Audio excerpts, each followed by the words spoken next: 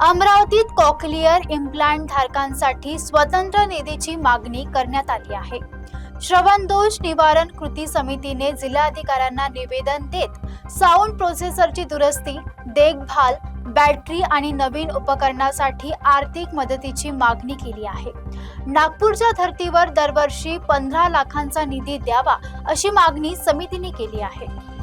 अमरावतीत cochlear implant धारकांसाठी स्वतंत्र निधीची मागणी करण्यात आली आहे. श्रवणदोष निवारण कृती समितीने जिल्हाधिकाऱ्यांना निवेदन देत विविध मागण्या केल्यात. कॉक्लिअर इम्प्लांटच्या ध्वनी प्रक्रियकाची दुरुस्ती, देखभाल, बॅटरी आणि इतर साधन सामग्रीसाठी तसेच नवीन किंवा अद्ययावत ध्वनी प्रक्रियकासाठी शासनाकडून आर्थिक मदत देण्याची मागणी करण्यात आली आहे.